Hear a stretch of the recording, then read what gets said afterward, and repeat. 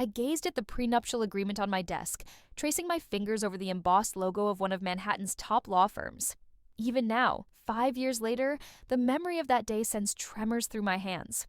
My name is Solstice, and I'm here to share how I transformed a harsh prenup into the sweetest form of revenge. Sign here, dear.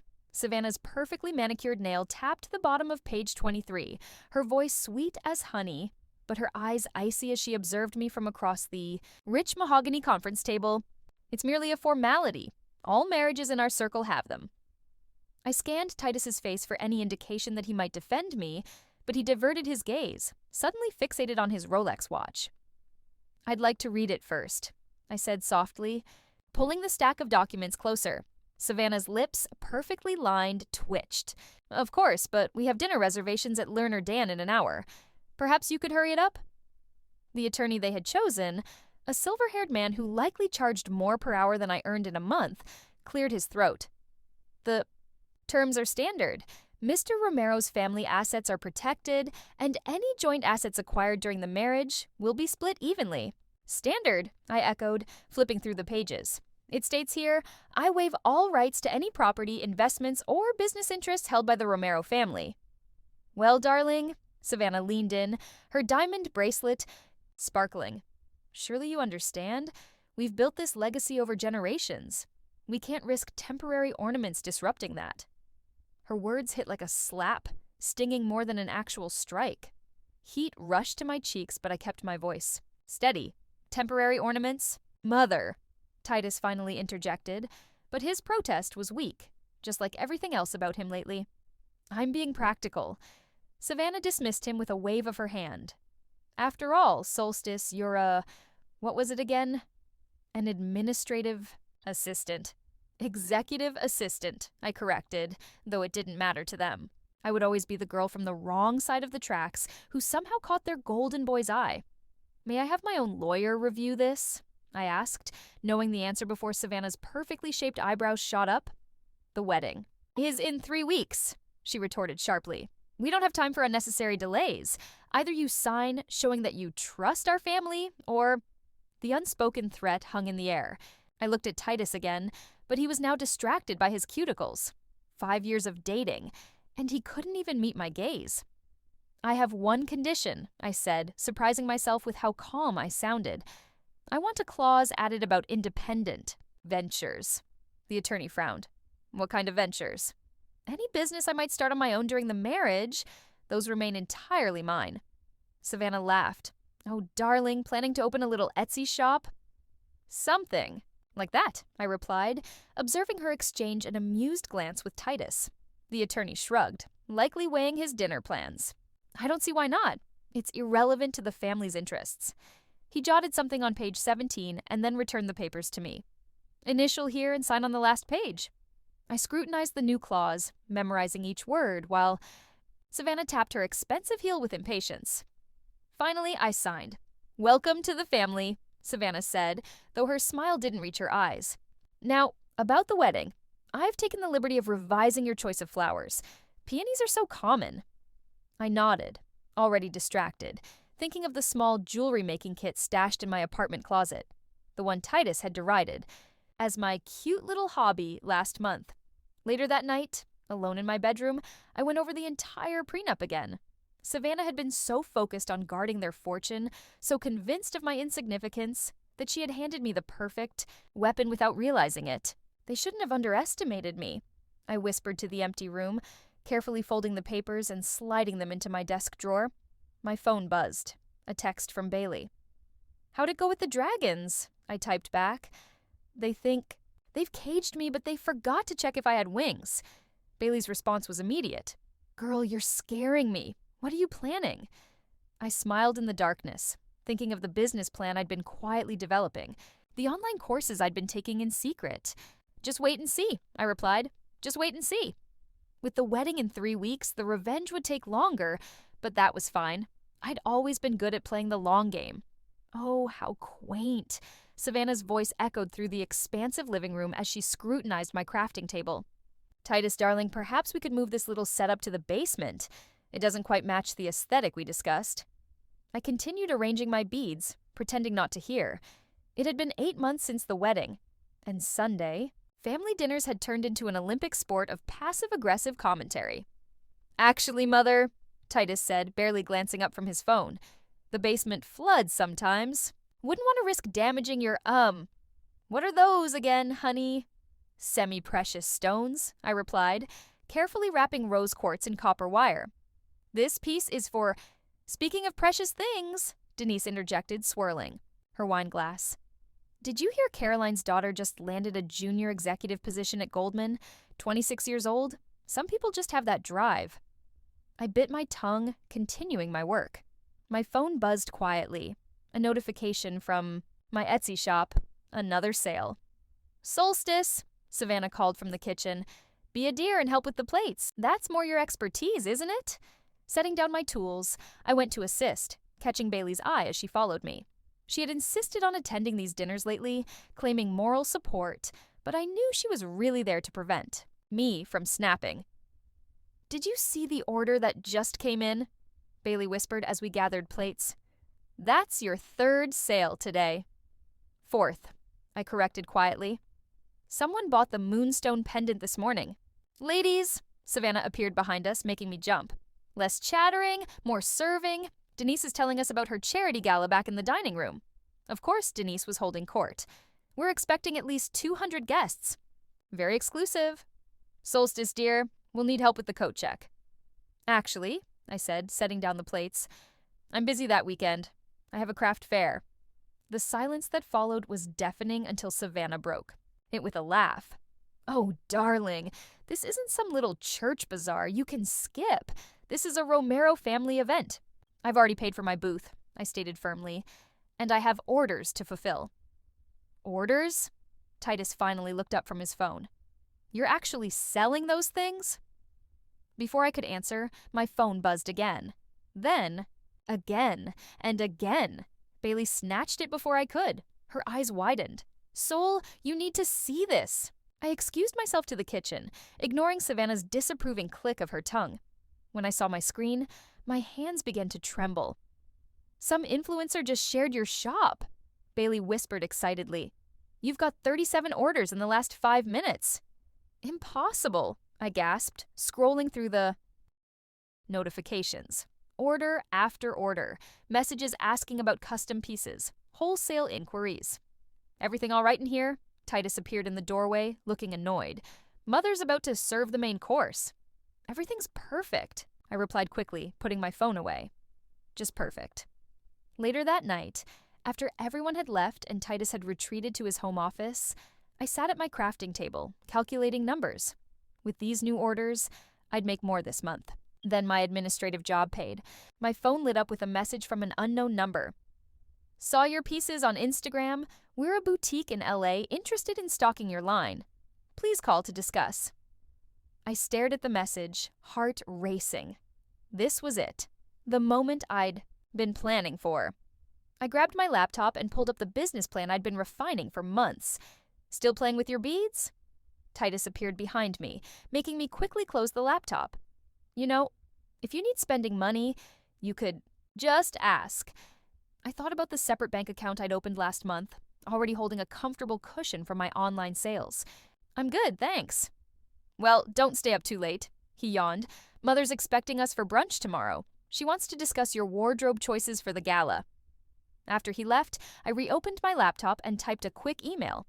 To ISEF, the quiet attorney I'd been consulting.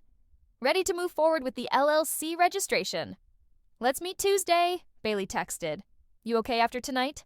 I smiled, looking at my crafting table, my launching pad disguised as a hobby. "Better than okay. Remember what I said about wings?" "Yeah, they're getting stronger every day." I picked up the rose quartz piece I'd completed. Earlier, it would sell for $300. Not that the Romeros would ever bother to check my prices. They were too busy planning galas and judging my little hobby to notice I was building an empire right under their noses. Their biggest mistake wasn't making me sign that prenup, it was believing I'd remain in the cage they built for me. LLC.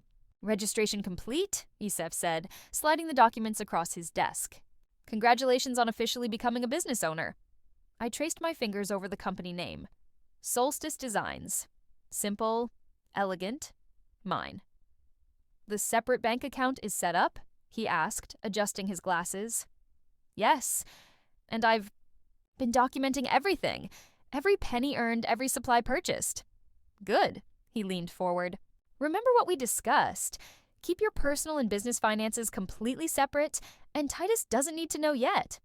I nodded. As per the prenup clause, we added. My phone buzzed. Another wholesale inquiry. They were coming in daily now. I need a marketing person, I mused, more to myself than ISEF. Someone who understands social media scaling. Actually, he reached for a business card, I might know someone. That's how I met Illa. She walked into the coffee shop the next day like she owned it. Designer laptop under one arm, portfolio in hand. I've been following your brand, she said, sitting down. Your aesthetic is incredible, but you're only reaching about 10% of your potential market. I sipped my coffee, sizing her up. And you can help with that? I can help you build an empire, she smiled, opening her laptop to show me a presentation. But first, we need to talk about your pricing strategy. You're selling yourself. Short. 2 hours later, I had a marketing director and a whole new vision for my company. Ila didn't just understand social media. She understood luxury branding, influencer partnerships, and most importantly, she understood me. Why are you working so late? Titus asked that evening, finding me at my crafting table. Just finishing some orders, I said, not mentioning the meeting I'd had with Illa or the 5-figure purchase order from a high-end boutique. Mother says you've been missing family dinners. I've been busy, he sighed, that condescending tone I'd grown to loathe. With your little jewelry thing? Come on, Solstice, you need to prioritize. I thought about the warehouse space Ila and I had scouted, about the 3 artisans I'd just hired to help with production. You're right. I do need to prioritize. The next few months blurred by in a whirlwind of growth. My dining room table became command central, covered in shipping labels and order forms. When the Romeros weren't visiting, Ila's marketing strategy was exceeding our expectations. Look at this, Bailey said one morning, holding up her phone. A major fashion magazine featured one of my necklaces in their must-have accessories. Spread. They didn't mention it was yours, she added. Good, I replied, packaging another order. Let's keep it that way. Later that week, during another mandatory family dinner, Denise was flipping through that same magazine. Oh, look at these pieces, she said, showing Savannah. This is what real jewelry looks like, Solstice. Not that craft fair stuff you make. I caught Bailey's eye across the table, and we both had to stifle our smiles. The craft fair? Stuff had just been picked up by 3 luxury department stores. Speaking of which, Savannah set down her fork. We hardly see you at family functions anymore. Always busy with your little hobby. It keeps me occupied, I said mildly, thinking of the business meeting I had tomorrow with potential investors. Well, Denise smirked, at least she's not asking Titus for shopping money anymore. If they only knew that my revenue from last month could buy their entire dinner service set 10 times over. My phone buzzed. Ila had sent a message. The magazine wants to do a feature, full interview, brand spotlight. Should I set it up? Everything okay? Titus asked, noticing my expression. Perfect, I replied, typing back to Illa. Book it, but keep my name out of it. Use the brand only. That night, after another successful day of sales, I sat in my home office reviewing the numbers. The business had grown beyond my wildest expectations, but I kept playing small at home. Let them think I was just a housewife with a hobby. Let them underestimate me. My phone lit up with a text from Bailey. Did you see? Denise shared your magazine feature on Instagram. She has no idea it's your company. I laughed softly at the irony. The Romeros had spent years looking down on me, and now they were unknowingly promoting my brand to their social circles. Just wait, I texted back. The best part is yet to come. While they busied themselves mocking my little hobby, I was building something they couldn't touch, something protected by their own precious prenup. Soon, they would realize how badly they had underestimated the temporary ornament they welcomed into their family. Is that a Chanel bag? Titus asked one morning, eyeing my new accessory as I hurried to leave for a craft fair. Oh, this? I adjusted the strap, recalling how similar bags had once intimidated me at family gatherings. Just a good replica. He frowned, inspecting it closely. It looks authentic.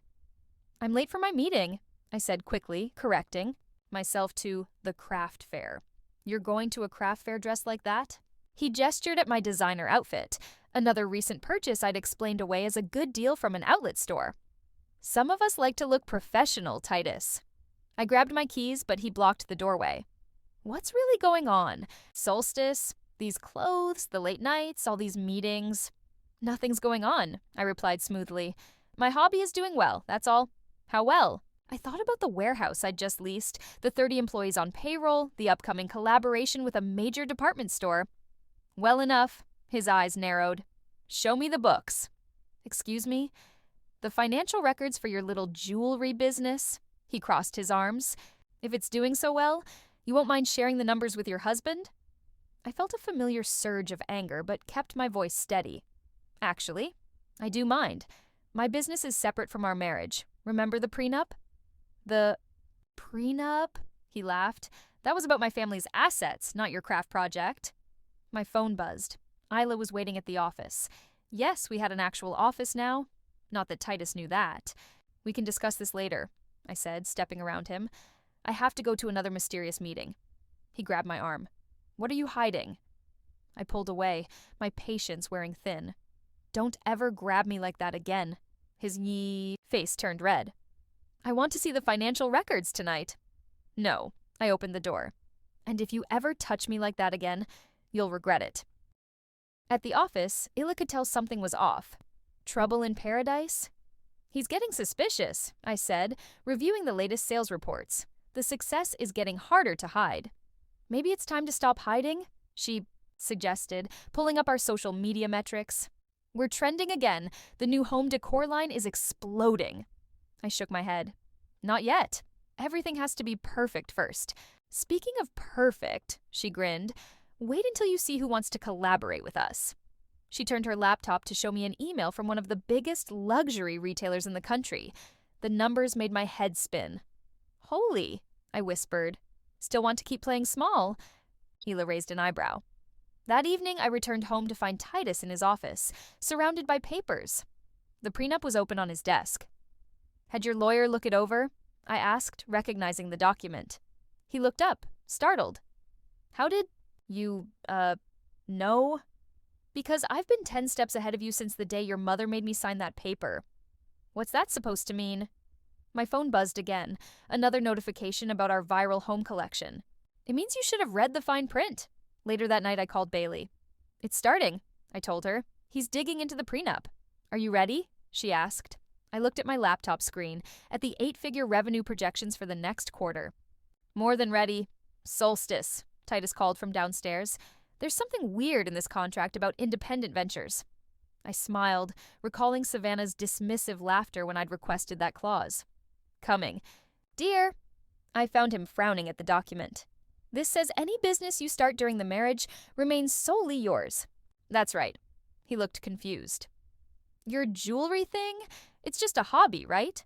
I pulled out my phone and showed him the Solstice Designs website, the one he'd never bothered to look at. The one featuring our nationwide locations, press coverage, and celebrity collaborations. Why don't you see for yourself? I handed him the phone. His face went pale as he scrolled, absorbing the empire I'd built right under his nose. This is impossible. No, I corrected. This is what happens when you underestimate someone. He grabbed the prenup again, reading frantically. But our lawyers, they checked everything. They checked what they thought was important, I said, turning to leave. They protected your family's money, but they never thought to protect you from me. I paused at the door. Oh, and Titus, you might want to call your mother. I have a feeling she'll want to review that prenup herself. Mrs. Romero, please have a seat. John Wells, Titus's lawyer, gestured to the chair across from his mahogany desk. His smile was strained, worry lines creasing his forehead. Actually, I said, setting down my Hermes bag, authentic this time, I'll stand. This won't take long. He cleared his throat. We've reviewed your company's financials. Impressive growth, but surely you understand that as Titus's wife? Let me stop you right there, I interrupted, pulling out my own copy of the prenup, the one I'd kept safely stored all these years. Page 17, paragraph 3. Would you like to read it aloud? His eyes skimmed the page, and I watched the color drain from his face. The door burst open, and Savannah stormed in, Titus trailing behind her. "This is absurd," she announced, her tennis bracelet jangling as she waved her arms. "That clause was meant for craft fairs and bake sales.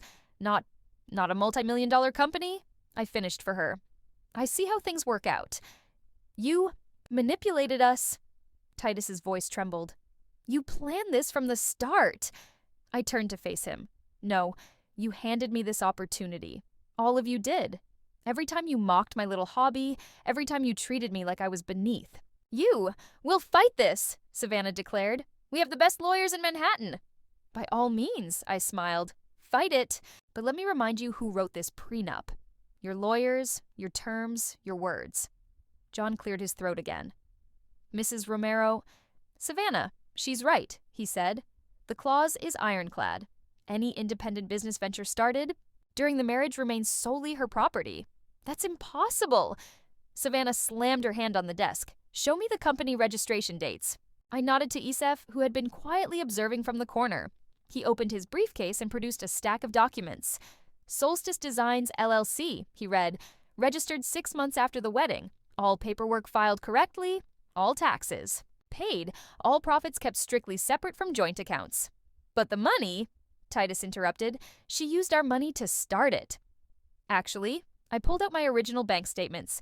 I used the proceeds from my first few Etsy sales. Remember those? The ones you laughed at during family dinners?" Savannah sank into a chair, her perfectly maintained facade cracking. "How much?" she whispered. "How much is the company worth?" I exchanged glances with Isef, who nodded. "Our latest valuation puts Solstice Designs at $15 million. Conservative estimate." The silence in the room was deafening. "That's—" Titus stumbled over his words. "That's more than our family's entire annual income." "Yes, I know," I said. "I've seen your tax returns. Perks of being the little wife who handles the paperwork. You can't do this to us." Savannah stood up, her voice rising. "We're family," I laughed, but there was no humor in it. Was I family when you called me a temporary ornament? When you made me work coat check at your galas? When you treated me like a charity case for 5 years? "I want a divorce," Titus announced suddenly. "Finally," I said. "Something we agree on." John shifted uncomfortably. "Perhaps we could discuss a settlement." "There's nothing to discuss," I cut in. "The prenup is clear. Titus gets what he came with. I keep what I built." "While using our name," Savannah protested. "Check your facts," I interrupted. "I never once used your precious name. Every bit of press, every collaboration, every sale was under Solstice Designs. You were too busy looking down your noses to notice." My phone buzzed. Isla was texting about another major deal. I checked the time. "If we're done here, I have a company to run." "This isn't over," Savannah hissed as I reached the door. I turned back one last time. "You're right. It's not over. The divorce proceedings will start next week. But this," I gestured to the prenup on the desk, "ended the moment you decided I wasn't good enough for your family." As I walked out, I heard Titus ask, in a broken voice, "Mother, what have we done?" In the elevator, I texted Bailey. "It's done. They know everything." Her response was immediate. "How does it feel?" I thought about the years of subtle degradation, the sideways glances, the condescending comments. Then I thought about my growing empire, built piece by piece while they weren't watching. "It feels," I typed back, "exactly like karma." Mediation room felt smaller than I remembered, despite its floor-to-ceiling windows overlooking Manhattan. The Romeros sat across the table, dressed as if they were heading to a corporate takeover rather than a divorce settlement. "Let's begin," the mediator said, shuffling her papers. "We're here to discuss asset division in the dissolution of— We'll take 50% of Solstice Designs," Savannah interrupted, her voice sharp. "That's more than fair. Considering the company was built during the marriage." I glanced at Ila, who gave me a subtle nod. She pulled out a leather portfolio and began distributing documents. "Before we continue," Ila said, "I'd like to present our latest valuation report. As CEO of Solstice Designs, I believe these numbers will help inform the discussion." "CEO?" Titus sputtered. "Since when?" "Since your wife brilliantly appointed me 6 months ago." Ila smiled, though she had been the marketing director for nearly 2 years. The mediator reviewed the documents, her eyebrows rising. "These numbers are substantial. $23 million, I said quietly. That's our current valuation, up from $15 million last quarter. Savannah grabbed the papers, her hands shaking. This is impossible. You make jewelry, little trinkets. Actually, Illa interrupted, pulling up a presentation on the room screen. Solstice Designs has expanded into home decor, luxury, accessories, and we've just launched our first flagship store in Soho. Perhaps you've seen it? The opening made quite a splash in Vogue. Titus loosened his tie, looking pale. But the prenup... Yes, I leaned forward. Let's talk about the prenup, the one your mother was so insistent on, the one that specifically protected any independent business ventures I started during our marriage. Our lawyers have reviewed everything, Yusef added, speaking for the first time. The company was founded with separate funds, maintained separately, and falls squarely within the prenup's protection clause. This is theft. Savannah stood up, her chair scraping against the floor. You've stolen our family's good name. Show me once, I challenged, where I used the Romero name. Show me one advertisement, one product label, one press release. Silence filled the room. You can't, I continued, because I never did. Every success, every milestone, every dollar earned was under my name alone. The mediator cleared her throat. Given the prenuptial agreement and the documentation provided, Solstice Designs is clearly separate property. It's not subject to division in the divorce. Then what do I get? Titus asked, his voice small. Ila pulled out another document. According to our records, you get the furniture you brought into the marriage, your personal belongings, and, she paused for effect, the credit card debt you've accumulated at your private club. This is outrageous, Savannah snapped. We'll appeal, Titus shouted. Expose how you forced a prenup on me, how you treated me like dirt for 5 years, how you never bothered to notice I was building an empire right under your noses. I declared. You tricked us, Titus accused. No, I corrected him. I outplayed you. There's a difference. The mediator shuffled her papers again. If there are no other assets to discuss... Actually, I reached into my bag. There is one more thing. I pulled out a manila envelope and slid it across the table to Savannah. Your prenup, the original copy. I thought you might want it as a souvenir. Her hands trembled as she opened it. Why are you doing this? Because you wrote this script, Savannah. You were so worried about protecting your family's wealth that you never considered I might create my own.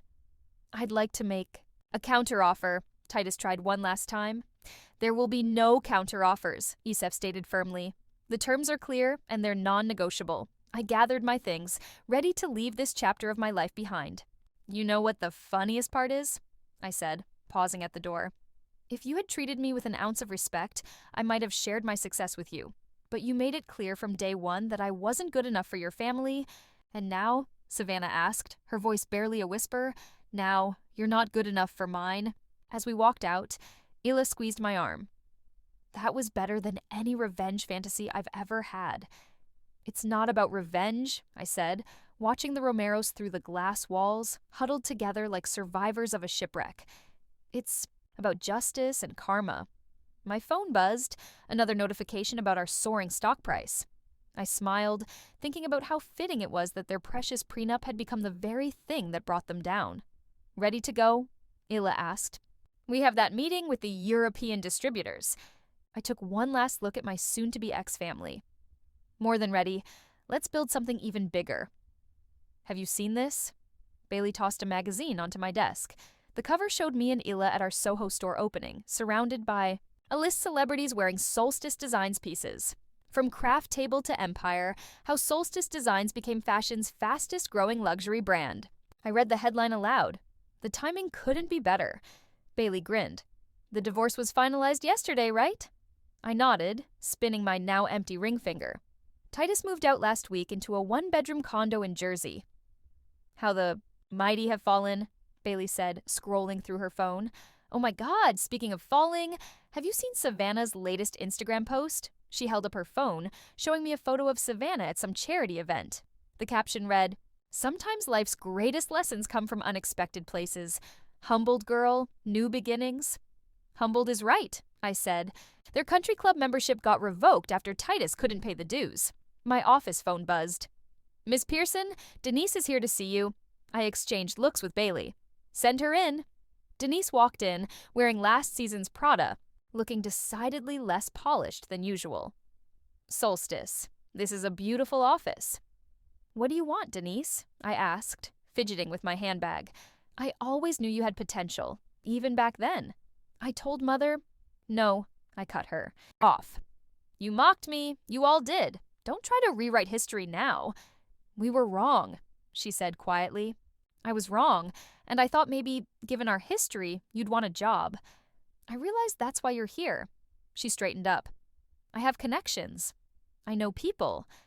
The same people who won't return your calls now that the Romero fortune is drying up? Her face fell.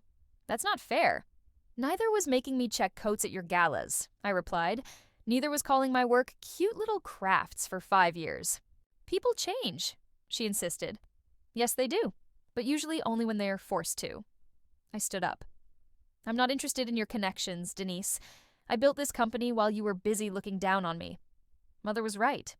She snapped, mask finally cracking. You planned this from the start. No, I corrected her. I survived your family's cruelty, and I turned it into fuel. There's a difference. After she stormed out, Bailey whistled low. That felt good to watch. My phone buzzed with a text from Titus. I need to talk. I messed up. Speaking of messing up, I showed Bailey the message. Are you going to respond? Before I could answer, my assistant rushed in. Ms. Pearson, the Times wants to do a feature. They're calling you the Queen of Quiet Success. I laughed at the irony. There was nothing quiet about my success anymore. The story had gone viral. The underestimated wife who turned a prenup into a weapon of karmic justice. Also, she added, Vogue wants you for their Women in Power issue. Book them both, I said. It's time to tell my story. Later that evening, as I was leaving the office, I ran into Ela in the elevator. Did you see? She asked, showing me her tablet. Our stock price doubled after the divorce news broke. Apparently people love a good revenge success story. It wasn't about revenge, I said, though we both knew that wasn't entirely true. Tell that to Titus, she smirked. I heard he's been showing up at our retailers trying to claim he's part of the company. How embarrassing for him. Almost as embarrassing as Savannah getting caught trying to return fake. Solstice designs pieces to our flagship store. The elevator doors opened to the lobby where a group of young women waited for their interview slots, each clutching a portfolio, eyes bright with ambition. Remember when that was you? Ela asked softly. Except you didn't have anyone. Holding the door open. I watched the aspiring designers, thinking about how different my life had become. No, I had people trying to slam it in my face. My phone buzzed again. Another text from Titus. Please, I miss you. This time, I replied, what you mistook for weakness was strategy. What you called a hobby became an empire. What you tried to control set me free. Then I blocked his number. Ready for tomorrow's board meeting? Ela asked as we walked out. I smiled, thinking about the expansion plans we'd be announcing. More than ready. After all, success is the best revenge. And karma? She raised an eyebrow. Karma, I said, watching my driver pull up in my new Mercedes, is just getting started. And that's why I'm here today, I said into the microphone, looking out at the sea of faces in the conference hall. To tell you that success isn't about revenge, it's about resilience. The audience of young entrepreneurs hung on my every word. In the front row, I spotted Bailey wiping away tears and Ila nodding proudly. When they handed me that prenup, I continued, they thought they were protecting their wealth. Instead, they gave me the blueprint for my freedom. A hand shot up during the Q&A. Did you ever confront your ex-mother-in-law about how she treated you? Actually, I smiled. She confronted me last week right here in this hotel. The crowd leaned forward, hungry for details. I was checking in for this conference when I heard her voice behind me. Solstice, she said. We need to talk. I paused, recalling the moment. Savannah looked different. Smaller, somehow. She'd sold her designer wardrobe, I'd heard, to cover legal fees after Titus's failed lawsuit. What did she want? Someone called out to apologize? To negotiate? To beg? I shook my head. It didn't matter. I simply turned to her and said, No, Savannah. We don't need to talk. You had 5 years to talk to me, to see me, to treat me like a human being. That time is over. Murmurs rippled through the audience. She tried to follow me to the elevator, saying something about family and forgiveness. I stopped her with one question. "Did you know I miscarried during our 2nd year of marriage?" The room went silent. "No," she said. "Titus never told me." I replied, "I told him. I told all of you at a family dinner, but you were too busy discussing Denise's new yacht to hear me." I took a sip of water, letting the weight of that sink in. That's when I realized their cruelty had given me a gift. It taught me that success isn't about proving others wrong. It's about proving yourself right. Another hand shot up. "What about your ex-husband? Does he regret his choices?" "Titus sends me letters sometimes," I admitted. Each one starts with, "I'm sorry," and ends with a business proposal. Laughter rippled through the crowd. But here's what I want you all to understand. I leaned into the microphone. This isn't a story about getting even, it's about getting ahead. While they were busy protecting their legacy, I was building mine. In the back of the room, I spotted a familiar face. Isef, my attorney, who had believed in my vision. From the start.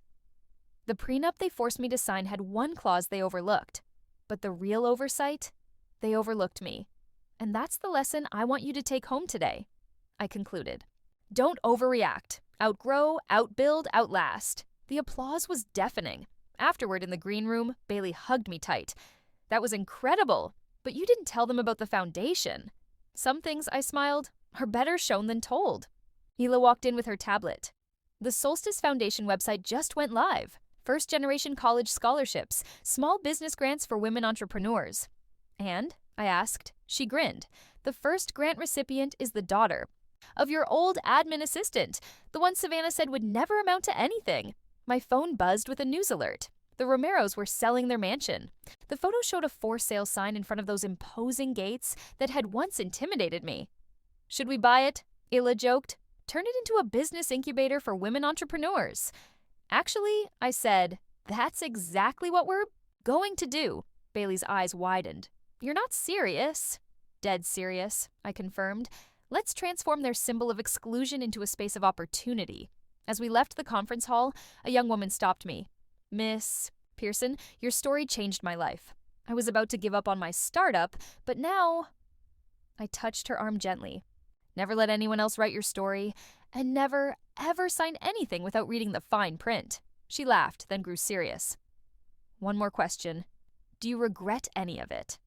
I thought about the crafting table where it all began. Now, displayed in our company museum, about the prenup that became my ladder instead of my cage, about the family that tried to break me but made me unbreakable instead. "No," I said finally. "I don't regret a single moment. Because every slight, every dismissal, every cruel word, they all became building blocks. And look what I built." We stepped outside, where my driver waited beside the car. The sun caught the Solstice Designs logo on the side, a rising sun breaking through clouds. "Ready to go?" Ila asked. I looked back at the conference center, where hundreds of women were leaving with new dreams and determination in their eyes. "Ready?" I said. "We have an empire to build." As I slid into the backseat of my car, I couldn't help but reflect on how far I'd come. The Romeros had underestimated me, but I had turned their doubts into fuel for my success. I had taken their attempts to cage me and transformed them into wings. "First stop," I said to my driver, "the flagship store. We have a grand opening to prepare for." As we drove through the bustling streets of Manhattan, I felt a sense of pride swell within me. This city had once been a place of dreams that seemed out of reach, but now it was the backdrop for my success story. "Let's make this launch unforgettable," I said, my heart racing with excitement. "I want to showcase the brand, the women we're empowering, and the community we're building." Ila nodded, her eyes shining with enthusiasm. "We'll bring in influencers, local artists, and host workshops. Let's make it a celebration of creativity and entrepreneurship." "Yes," I exclaimed, "and let's make sure to highlight the Solstice Foundation and the scholarships we're offering. This is about more than just jewelry. It's about lifting others as we rise." As we approached the flagship store, I felt the energy in the air shift. This was the moment I had been working so hard for, a culmination of years of perseverance, creativity, and determination. When we arrived, the storefront was already buzzing with activity. The team was busy setting up displays, and the excitement was palpable. I stepped out of the car, a smile spreading across my face as I took in the scene. "Let's make this happen," I said, feeling a rush of adrenaline. This was my moment to shine, not just for myself, but for all the women who had ever felt underestimated. As the sun set over the city, casting a warm glow on the streets, I knew that this was just the beginning. With my foundation, my brand, and a vision for the future, I was ready to make my mark. And as I walked through the doors of the flagship store, I felt an unshakable sense of empowerment. I wasn't just building a business, I was creating a legacy, one that would inspire others to follow their dreams and never give up, no matter the obstacles in their way. "Here we go," I said, stepping onto the path I had forged for myself. "Let the world see what Solstice Designs is all about."